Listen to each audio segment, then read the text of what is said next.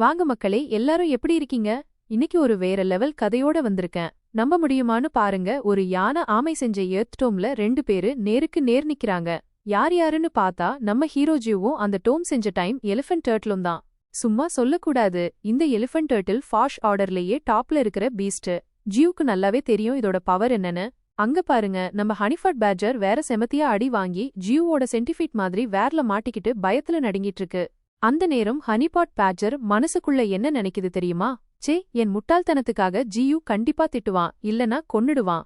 ஆனா நம்ம ஜியூ இருக்கான, அவன் வேற மாதிரி. ஹனிபாட் பேட்ஜரை திட்டாம அவன பாராட்டுறான். ஏன் தெரியுமா? ஒரு ஃபர்ஸ்ட் ஆர்டர் டிரான்செண்டன்ட் கிட்ட அடி வாங்கிட்டு உயிரோட இருக்கான, அதுக்கே ஒரு சல்யூட் போடணும். ஜியூ அவனோட தைரியத்தை பாராட்டிட்டு, நீ கவலைப்படாத, நான் பாத்துக்கிறேன்னு சொல்றான் பாருங்க. அப்புறம் என்ன நடக்குதுன்னு பாருங்க. ஜியூ மெதுவா அந்த எலிஃபென்ட் டர்ட்டில நோக்கி போறான். இங்க நம்ம சாக்கிங் இருக்காளே, அவளுக்கு இந்த எலிஃபென்ட் டர்ட்டிலோட டிஃபென்சிவ் பவர் பத்தி நல்லா தெரியும். ஏன்னா அவ இவ்வளவு நாள் பார்த்த மிருகங்கள்லயே இதுதான் டிஃபென்ஸ்ல வேற லெவல்லாம். அதான் ஜீவ கிட்ட போகாதன்னு சொல்றான். ஆனா நம்ம ஜியூ இருக்கானே, அவனுக்கு தன்னோட திறமை மேல பயங்கர நம்பிக்கை. என்ன பண்றான்னு பாருங்க. பியர்சிங் ஸ்டாப்னு ஒரு அட்டாக் யூஸ் பண்ணி அந்த எலிஃபென்ட் டர்ட்டிலோட டிஃபென்ஸையே உடைச்சிட்டு ஒரே போடுல அதோட கொம்ப ஒடிச்சிடுறான். அடேங்கப்பா, ஹனிஃபட் பேட்ஜரும் சாக்கிங்கும் கீறக்கூட முடியாத எலிஃபென்ட் டர்ட்டிலோட கொம்ப நம்ம மாஸ்டர் ஜியூ புடுங்கி எரிஞ்சிட்டாருன்னா பாத்துக்கோங்க. இப்போ ஹனிஃபட் பேட்ஜரை புடிச்சுக்கிட்டு சண்டை போடுறது கஷ்டம்னு தெரிஞ்சதும் ஜியூ என்ன பண்றான்னு பாருங்க. அவனை அப்படியே தூக்கி அந்த மியூட்டன்ட் ரெட் ஃபாக்ஸ் கிட்ட வீசிடுறான்.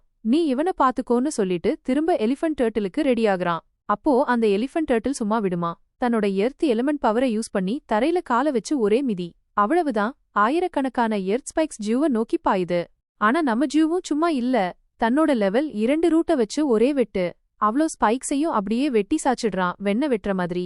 எலிஃபென்ட் டர்ட்டில் தரையில இருக்கிற வரைக்கும் எர்த் எலிமெண்ட் பவரை யூஸ் பண்ணிட்டே இருக்கும்னு தெரிஞ்சதும் ஜியூ தன்னோட ரூட்ஸை வளைச்சி வளைச்சி அட்டாக் பண்ண ஆரம்பிக்கிறான். சில நேரம் கோடாரி மாதிரி, சில நேரம் சுத்தி மாதிரி மாத்தி மாத்தி போடுறான் பாருங்க. கடைசியா என்ன ஆகுதுன்னு பாருங்க. எலிஃபென்ட் டர்ட்டில் செத்து போற நிலைமைக்கு வந்துடுது. அப்போ நம்ம ஜியூ தன்னோட டாலர் மாதிரி இருக்கிற ரூட்டை வச்சு ஒரு லாஸ்ட் பஞ்ச் கொடுக்கறான். அவ்வளவுதான், எலிஃபென்ட் டர்ட்டில் காலி. அதோட உடம்ப அப்படியே தூக்கி அந்த டோம்ல இருந்து 300 மீட்டர் தூரத்துல எரிஞ்சிடுறான். இந்த எலிஃபென்ட் டர்ட்டில கொன்னதுக்காக ஜியூக்கு 8000 எவல்யூஷன் பாயிண்ட்ஸ் கிடைக்குதுன்னா பாத்துக்கோங்க. அது மட்டும் இல்ல, ஸ்பிரிச்சுவல் ஸ்டோன்ஸ் நிறைஞ்ச ஒரு குகைய பார்த்து ஜியூ சந்தோஷத்துல அப்படியே கிறுக்கு புடிச்சவன் மாதிரி கத்துறான். அதுக்கு மேல சாகிங் வேற அவனுக்கு பிளட் ரெட் கிராஸ் கொடுக்கறான். ஜியூக்கு ஒரே குஷி. அப்புறம் என்ன பண்றான்னு பாருங்க. ஜியூ அந்த மினரல்ஸ்ல இருந்து ஸ்பிரிச்சுவல் ஸ்டோன்ஸை எடுக்கிறதுக்கான வேலைய ஆரம்பிக்கிறான். நிறைய அண்டர் கிரவுண்ட் டன்னல்ஸ் தோண்டி தன்னோட பீஸ்ட்ஸ் எல்லாத்தையும் அந்த ஸ்பிரிச்சுவல் ஸ்டோன்ஸை கலெக்ட் பண்ணவும் எக்ஸ்ட்ராக்ட் பண்ணவும் ஏவி விட்டுடுறான். மத்த பீஸ்ட்ஸை விட நம்ம மியூட்டன்ட் ரெட் ஃபாக்ஸும் மியூட்டன்ட் விண்ட் வுல்ஸும் தான் அதிகமா ஸ்டோன்ஸை ஹார்வெஸ்ட் பண்றாங்க. ஏன்னா அவங்க ஒரு நெட்ல எல்லா ஸ்டோன்ஸையும் கட்டி ஒரு இடத்துல கொண்டு வந்து போடுறாங்க பாருங்க. இவ்ளோ ஸ்டோன்ஸ் கலெக்ட் ஆனதை பார்த்துட்டு ஜியூ சாக்கிங் கிட்ட பேசும்போது தெரியுது, இதுக்கு முன்னாடி அவங்க கலெக்ட் பண்ண சென்டிஃபீட் மைண்ட்ல இருந்த ஸ்டோன்ஸை விட இது ரொம்ப ரொம்ப அதிகம்னு. இவ்ளோ ஸ்டோன்ஸ் கிடைச்சதும் இப்போ தன்னைத்தானும் தன்னோட பீஸ்ட்ஸையும் எவால்வ் பண்ண வேண்டிய டைம் வந்துடுச்சு. ஏகப்பட்ட எவல்யூஷன் பாயிண்ட்ஸ் இருக்கிறத பார்த்து ஜியூ தன்னோட ட்ரீ ட்ரங்கையும் எவால்வ் பண்ணிடுறான். கண்ணிமைக்கிற நேரத்துல செகண்ட் ஆர்டருக்கு போயிடுறான் பாருங்க. டைம் அப்படியே போயிட்டே இருக்கு. விண்டர் சீசன் முடிய போகுது. செகண்ட் ஆர்டருக்கு போனதுல இருந்து ஜியூவோட அப்பியரன்ஸே மாறிடுச்சு. அவன் இப்ப 20 மீட்டர் நீளம் வளர்ந்துட்டான். அவனோட ரூட்ஸ் பிரான்ச்சஸ் எல்லாமே பயங்கர ரேஞ்சுக்கு போயிடுச்சு.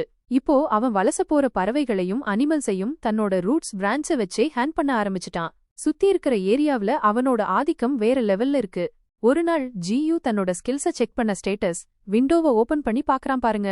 ரிசல்ட்ட பார்த்து அவனோட கண்ணே திறந்துடுச்சு. செகண்ட் ஆர்டருக்கு போனதுல இருந்து அவனுக்கு எக்கச்சக்க ஸ்கில்ஸ் அப்கிரேட் ஆயிடுச்சு. அவனோட லைஃப் ஸ்பேன் 500 வருஷம் எக்ஸ்ட்ரா ஆகிடுச்சு. அவனோட சூப்பர் ரீஜெனரேஷன் ஸ்கில் இன்னும் பவர்ஃபுல் ஆகிடுச்சு.